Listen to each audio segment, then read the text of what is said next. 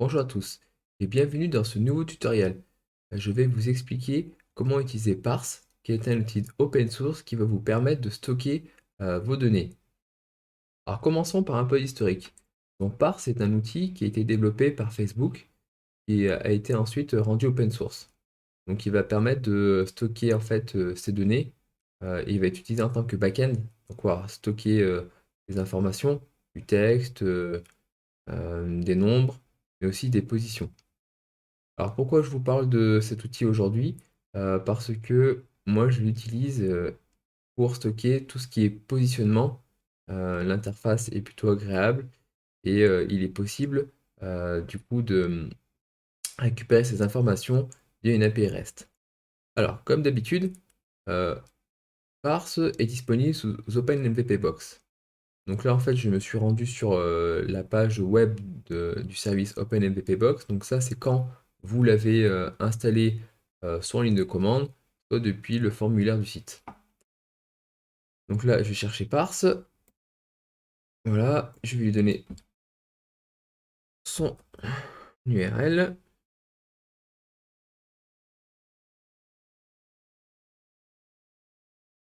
Et voilà, donc là je vais déployer. Donc le déploiement peut prendre un peu de temps. Donc voilà, là il faut savoir que je l'ai déjà déployé plusieurs fois. Donc du coup, vu que le Docker existe, il suffit juste à nouveau de le up et le service est là. Donc, allons-y, je vais me connecter.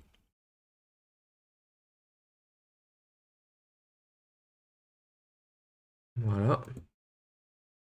Donc, j'arrive sur cet écran. Donc là, il y a un mot de passe et un login par défaut. Donc là, euh, vous le recevez en fonction de comment vous avez installé. Soit vous le voyez dans la console, soit vous le recevez par mail. Voilà. Donc bon, l'interface est bon, pas très très jolie, mais elle est utilisable. Donc là, en fait, on voit que j'ai une application. Voilà, cette application, le cœur, contient plusieurs fonctionnalités. Donc on verra un petit peu ensuite ce à quoi servent les différentes fonctionnalités. Et voilà. Alors, commençons par exemple par la fonction push. Donc elle n'est pas forcément activée sous OpenMPBox, mais elle permet en fait de pouvoir notifier tous les utilisateurs euh, qui utilisent l'application. Voilà, donc c'est vraiment le message push au sens web. Donc en fonction de la plateforme que utiliser, eh ben, on va pouvoir pousser un message et du coup les utilisateurs vont pouvoir le récupérer. Voilà. Ensuite, je vais plutôt parler du corps. Voilà, donc là ce qui est intéressant, c'est du coup les ressources. Donc là on voit qu'on a en fait deux tables, d'accord? Donc faut voir ça comme une base de données. Donc là on a deux tables, table role, table user. On a les webhooks, je trouve ça assez sympa. En fait, en fonction de, par exemple, une insertion ou une suppression d'un élément dans une des tables qu'on a vues précédemment, eh ben, il est possible d'aller directement, euh, voilà, user, directement utiliser une URL. Par exemple, une URL de type Discord ou Slack ou peu importe. Jobs, il est possible un petit peu comme à la Firebase d'avoir des fonctions voilà, qui vont pouvoir s'exécuter à certains moments. Donc là, les logs, la config, bon, on va pas en parler ce coup-ci, et l'API console qui va vous permettre en fait de pouvoir faire des requêtes et un peu tester eh ben, euh, si vos API REST sont fonctionnels. Donc là, dans ce tutoriel, pourquoi je voulais présenter cet outil, hein, comme je vous l'ai dit tout à l'heure, c'est parce que moi je l'utilise pour stocker des coordonnées, des positions. Par exemple, j'ai besoin de stocker le positionnement de véhicules, euh, voire d'informations statiques sur une carte. Alors je vais utiliser plutôt cet outil-là. Alors parce qu'il est facile de faire des requêtes. Donc là, on va créer du coup ce qu'on appelle une classe. Voilà. Donc oui, ce que j'ai pas dit, c'est que par ce serveur, par défaut, utilise MongoDB.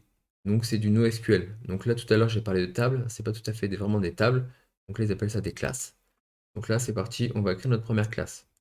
Donc c'est le conteneur qui va contenir finalement l'ensemble de nos données. Donc là, je dis que c'est une custom et je vais l'appeler la table position. Voilà. Donc là, je vais créer des colonnes. On va lui donner par exemple le nom. Voilà. Je vais ajouter hop, une autre colonne. Et là, ce qui m'intéresse, donc on voit qu'il y a différents.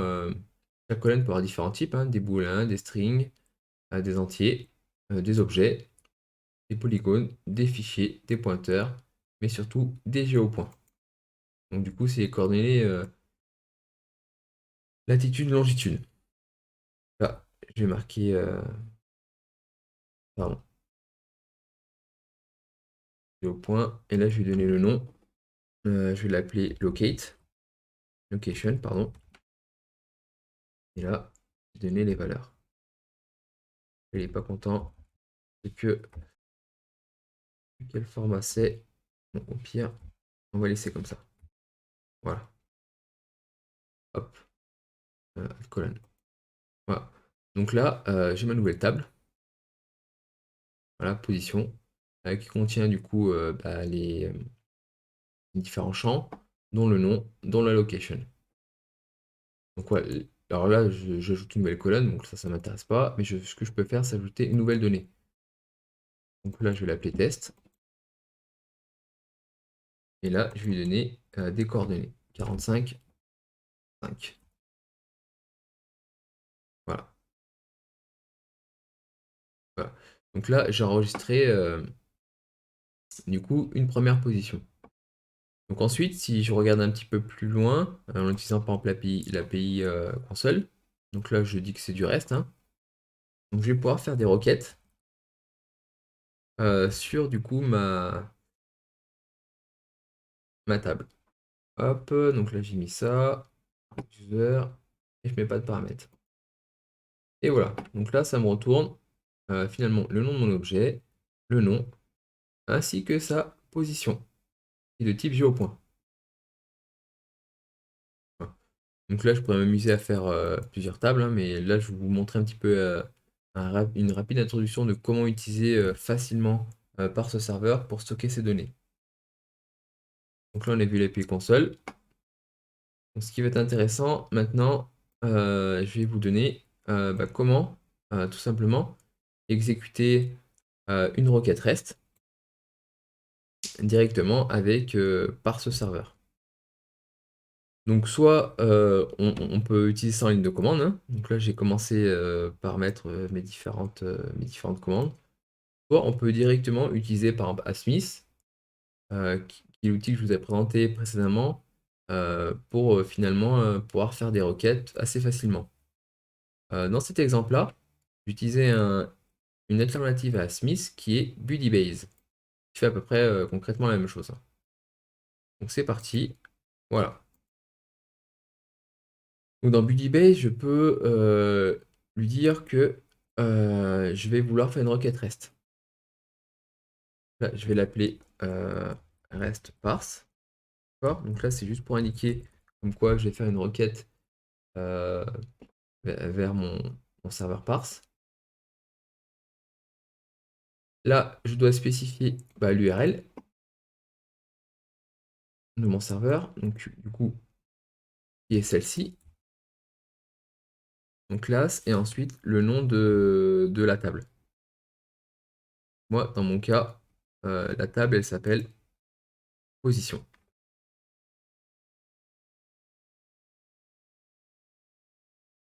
Voilà, je sauvegarde. Tac, je fais un send.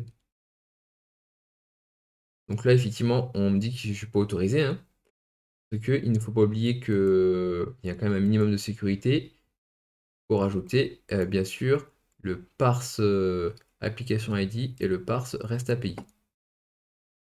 Donc ça, -h, c'est des headers. Là, je vais rajouter, voilà,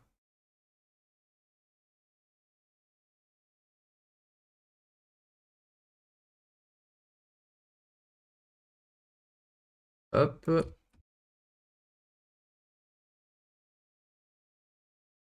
Et donc là, je serai en mesure ensuite de faire la requête. Je sauvegarde, je fais un send. Et voilà. Hop, donc là, on voit directement mon point. Donc ce que je vais faire, donc là j'ai fait une requête simple, hein, qui me renvoie tous les éléments, mais il est possible de faire des filtres. Par exemple, de renvoyer que les éléments qui sont les plus proches. Donc imaginons que je retourne à ma table. Donc là, je vais ajouter des nouvelles valeurs. Voilà, test 2. Je vais mettre 45, 6. Voilà, je fais un add. Test 3. 45, 7. Voilà, add. Donc si je reviens là-dessus et que je fais un send, voilà, là j'ai 3 valeurs. Donc ce qui est assez intéressant, c'est que par ce serveur, lui est capable du coup de filtrer et de faire des recherches sur des points, des recherches géographiques en fonction des points. Par exemple, je veux le point le plus proche. Alors, bon, la syntaxe, je ne l'ai pas inventée, hein, je l'ai récupérée de la documentation. Donc là, je vous ai mis dans cette URL-là, en fait, la documentation de l'API. Voilà, qui explique bah, voilà, quelles sont les différentes API qu'on utilise et comment on fait. Donc, je reviens sur mon Buddy tac. Et là, cette requête-là va me permettre en fait de chercher tous les points. Donc, je vais vous l'écrire. Donc, on va faire là-dedans. Donc, c'est du params. Donc là, c'est where. Donc, le où. Voilà. Et là, du coup, ça, alors, il verra peut-être un peu mieux comme ça. Ça, c'est du coup, c'est le fil qui va me permettre de récupérer tous les points qui sont proches de la latitude 30, de la latitude -20, selon le champ qu'on a appelé tout à l'heure.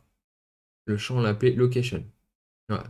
Selon le champ location. Donc là, je vais l'appeler location. Je fais save et là, je fais send. Donc là, effectivement, ça me renvoie eh ben, finalement les 3 points. Donc, je peux ajouter d'autres paramètres. Voilà, limite. Où là, je veux le premier point le plus proche. Donc, je fais save. Et là, j'en aurai qu'un.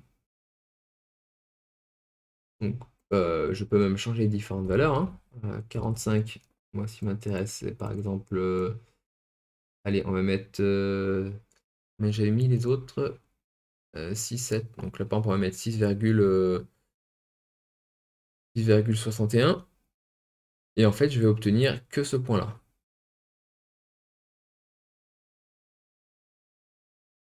Hop, je dis 6. Donc là, je save et j'envoie. Et j'obtiens ce résultat-là. Effectivement, vu que j'ai mis une longitude de 6,61, c'est ce point-là qui est le plus proche. Voilà. Par exemple, si je mets ça et send, et voilà, c'est ce point-là qui est le plus proche.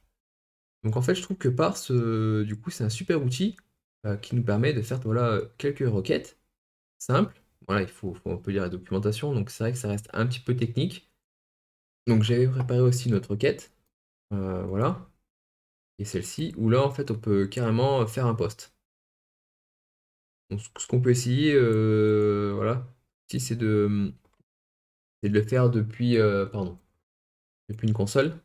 Voilà, tac. Alors, sachant qu'il faut un petit peu adapter la requête, c'est bien location et c'est position. Voilà. Si je fais ça et je la copie-colle, voilà. Et disons que j'en fais une autre aussi. Là, je vais mettre 35 par exemple. Hop. Donc si je retourne voir dans mon, voilà, dans mon interface de position, et ben, je vois des nouvelles positions. Donc je trouve que l'outil est quand même plutôt bien fait. Donc soit on peut directement l'utiliser en ligne de commande, voilà, via des curls pour ceux qui en ont besoin. Soit en fait, sinon, on set d'autres outils, comme Udibase, Asmith, ou alors coder l'outil en fait, qui va permettre finalement de faire la requête. Donc ne pas oublier que le plus important, voilà, c'est surtout de lire cette documentation qui est très complète, qui vous permet un petit peu de comprendre comment on crée une requête, comment on fait des filtres. Mais ouais, une fois qu'on a compris le principe, après voilà, ça reste plutôt facile.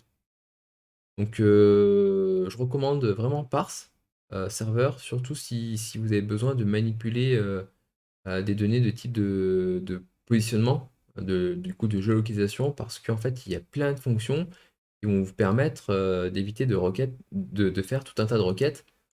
Alors, sachant que quand même ça a été utilisé à la base par Facebook, donc c'est un minimum optimisé. Voilà, il y a eu du gros travail qui est fait. Donc je pense que c'est dommage aujourd'hui de réécrire la roue. Voilà, je préfère me baser sur des outils qui existent et qui sont utilisables. Voilà, l'interface n'est pas folle, hein. Bon, ça reste, il y a beaucoup d'anglais. Un menu, on ne sait pas trop à quoi il sert, mais voilà. Mais on a là un minimum pour quand même pouvoir faire son MVP, voire même faire de vrais produits. Et voilà, le tutoriel est fini. Donc j'espère que vous avez compris comment utiliser Parse, au moins d'une façon assez simple, qui est par exemple l'utilisation des positionnements. Donc je vous invite, comme je l'ai dit tout à l'heure à nouveau, d'aller voir la documentation.